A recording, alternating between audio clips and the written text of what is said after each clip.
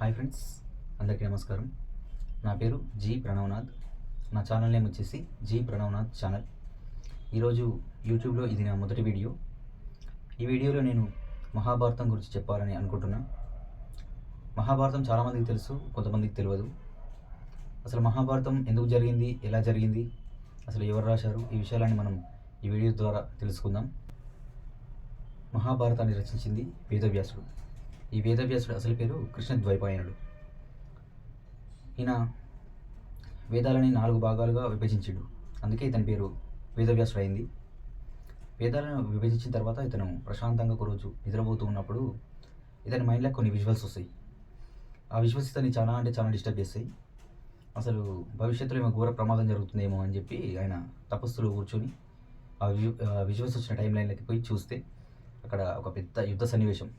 ఆ యుద్ధం ఎంత ఉందంటే 18 లక్షల మంది సైనికులు, ఎన్నో వేల గుర్రాలు, రథాలు, ఏనుగులు, అసలు కత్తుల శబ్దాలు, బాంబుల పేలుళ్ళు, ప్రపంచం మొత్తం అంతమైపోతుందా అనే విధంగా అంత పెద్ద యుద్ధం. అసలు కళ్ళకు కనిపించినంత కనుచూపు మేర మొత్తం సైనికులే.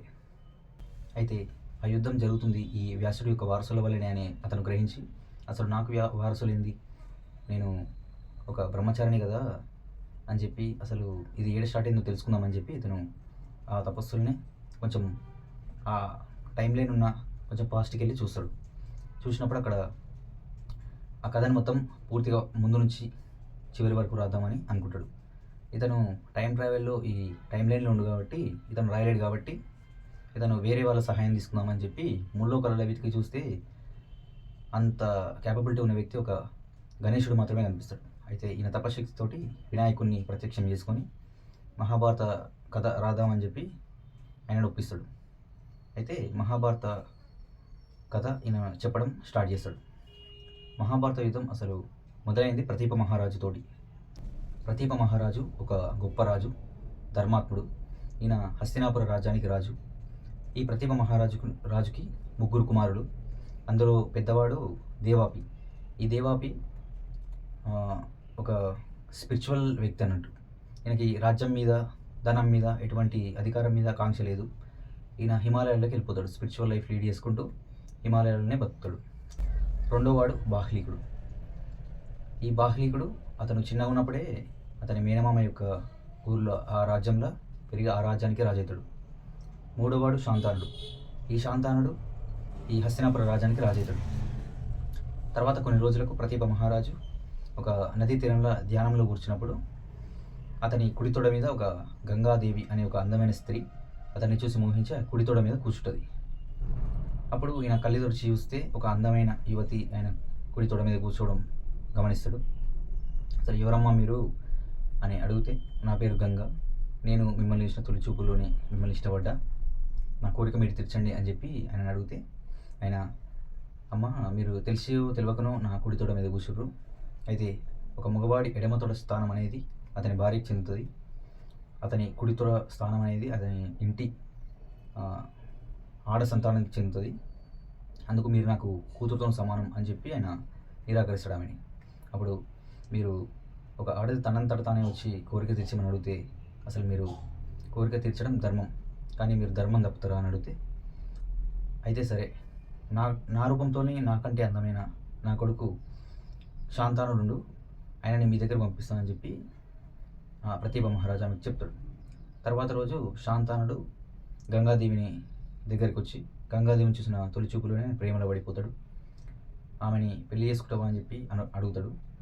సరే నేను నిన్ను పెళ్లి చేసుకుంటాను, కానీ నేను ఏం చేసినా సరే నాకు అడ్డు చెప్పొద్దు అని చెప్పి చెప్తుంది ఆమె. ఒక ఆడది నా సొంతమైన తర్వాత ఏం చేస్తుంది, మహా అంటే ధనం ఖర్చు పెడుతుంది, ధర్మాలు చేస్తుంది, నా దగ్గర తరిగిపోయినంత ఆస్తుంది, సరే అని చెప్పి ఆయన మాటిస్తాడు. తర్వాత గంగాదేవికి శాంతానుడికి ఇద్దరికి పెళ్లి జరుగుతుంది. తర్వాత సంవత్సరం గంగాదేవికి శాంతానుడికి ఒక మగబిడ్డ పుడతాడు. ఆ మగబిడ్డని ముద్దు గాడిస్తూ ఈమె ఒక నదీ తీరం తీసుకొని ఆ నదిలో పడిస్తుంది. శాంతానుడికి విపరీతమైన కోపం వస్తుంది. ఆయన అసలు ఎందుకు నా బిడ్డని నీళ్ళపాలు చేసినామని అడుగుదామని అనుకునేసరికి మీకు ఇచ్చిన మాట గుర్తుకొస్తుంది.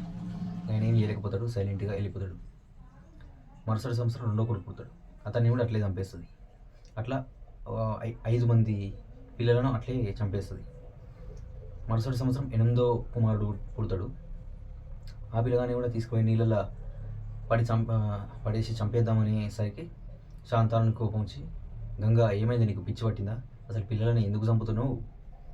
అసలు నేను ఒక రాజుని, నా రాజ్యానికి నాకు వారసుడు కావాలి.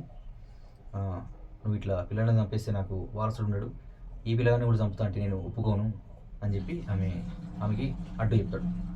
అయితే గంగాదేవి అంటది, ఈ 8 మంది కుమారులు, ఈ పిల్లలు 8 వసువులు వీళ్ళ పూర్వజన్మలో వీళ్ళు చేసిన ఒక ఘోర తప్పు వల్ల ఈ ఒక కామధేనుని వీళ్ళు వశిష్ఠుని దగ్గర నుంచి దొంగతనం చేసుకొని తీసుకుపోతూ ఉంటే ఆ వశిష్ఠుడు వీళ్ళకి భూమి మీద పుట్టండి అని చెప్పి శాపం ఇస్తాడు. ఆ శాపానికి వీళ్ళు భయపడి, మేము భూమి మీద పుట్టలేమయ్యా, కొంచెం సవరణ చేయండి ఈ శాపాన్ని అంటే, సరే మీరు ఇంతగా రిక్వెస్ట్ చేస్తారు కాబట్టి నేను మీకు ఒక సవరణ చేస్తా, ఈ శాపంలో మీరు పుట్టిన ఎంబడే చనిపోతారు అని చెప్పి వాళ్ళకి చెప్తాడు. అయితే అదే విధమైన ఆ శాపం ద్వారానే ఈ పిల్లలని ఇట్లా గంగపాలు చేసిన అని శాంతానునికి చెప్తుంది. అది విన్న శాంతానుడు ఓకే అని చెప్పి అంటాడు. తర్వాతకి, అయినా నువ్వు నాకు ఇచ్చిన మాట తప్పినావు కాబట్టి నేను ఈ రోజు నుంచి నిన్ను వదిలేస్తున్నా అని చెప్పి శాంతానుని వదిలేస్తున్నా అని చెప్తుంది. కానీ ఈ బిడ్డని చంపొద్దని చెప్పినావు కాబట్టి ఈ బిడ్డని నేనేం చంపాను, పెంచి పెద్ద చేసి నీకే తిరిగి ఇచ్చేస్తా అని చెప్పి ఈమె చెప్పి వెళ్ళిపోతుంది. శాంతానుడు వెళ్ళిపోతాడు ఆ రాజ్యానికి. తర్వాత కొన్ని రోజులకి శాంతానుడు ఒక నదీ తీరంలో వెళ్తూ ఉంటే అతనికి కొన్ని శబ్దాలు వినిపిస్తాయి.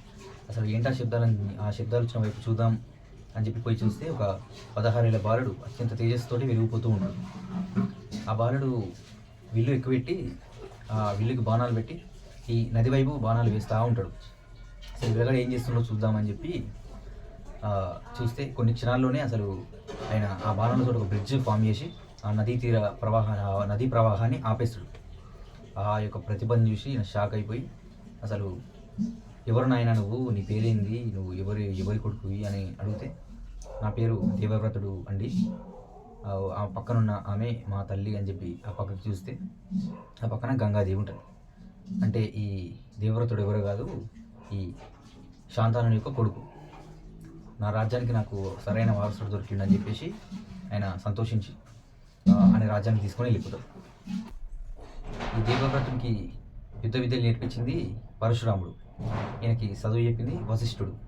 ఈయన మహాజ్ఞాని, పరాక్రమవంతుడు, అట్లనే ఈయన గొప్ప విలువిద్య గలవాడు అయితే ఈయన రాజ్యానికి తీసుకొని వెళ్ళిపోయాక దేవవ్రతుని రాజుని నెక్స్ట్ మహారాజుని చేద్దామని చెప్పి మన శాంతానుడు ప్రకటించి పట్టాభిషేకం కొన్ని రోజుల్లో పెడదామని చెప్పి అనుకుంటాడు.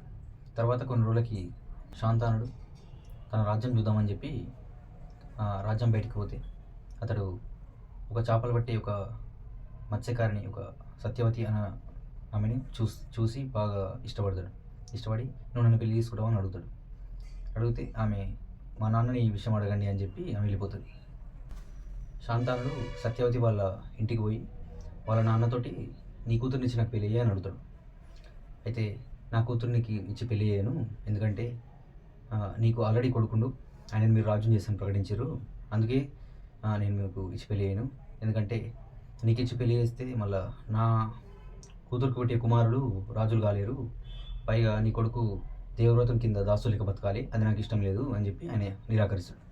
శాంతానుడు ఎంతో బాధతోటి అతని రాజ్యంలోకి వెళ్ళిపోయి బాధపడుతూ ఉంటే దేవవ్రతుడు చూసి భటుల ద్వారా అసలు ఏం జరిగిందో కనుక్కొని ఆ సత్యవతి వాళ్ళ ఇంటికి పోయి సత్యవతి వాళ్ళ నాన్నతోటి మాట్లాడి, అసలు ఎందుకు మా నాన్నకి మీరు మీ కూతురునిచ్చి పెళ్ళి చేయనని చెప్పిర్రు అని చెప్పి అడుగుతాడు. నీ కారణంగానే మేము మీ నాన్నకి నా కూతురునిచ్చి పెళ్ళి చేయమని చెప్పిన, ఎందుకంటే నువ్వు రాజు అవుతావు, నా కూతురు పిల్లలు ఎప్పుడు రాజులు కాలేరు అని చెప్పి ఆయన నిరాకరిస్తాడు. సరే అదేగా మీ ప్రాబ్లం, సరే నేను ఈ రాజ్యానికి ఇప్పటి రాజును గాను, నీ కూతురుకు పెట్టే పిల్లల్ని రాజుని చేస్తా అని చెప్పి ఆయన మాటిస్తాడు. అయినా సరే ఈ సత్యవతి వాళ్ళ డాడీ ఒప్పుకోడు. అయినా సరే నా కూతురునిచ్చి మీ నాన్నకి పెళ్ళి చేయను అని చెప్తాడు. ఎందుకు అని అడిగితే, ఇప్పుడు నువ్వు రాజ్యాన్ని వదులుకోవచ్చు, కానీ రేపు నీకు పెట్టే పిల్లలు రాజ్యాన్ని ఎందుకు వదులుకుంటారు, పైగా వాళ్ళలో వాళ్ళు కొట్టుకొని చనిపోతారు, అది నాకు ఇష్టం లేదు అని చెప్పి నిరాకరిస్తాడు. ఆ తర్వాత ఏం జరిగిందో నెక్స్ట్ ఎపిసోడ్లో తెలుసుకుందాం.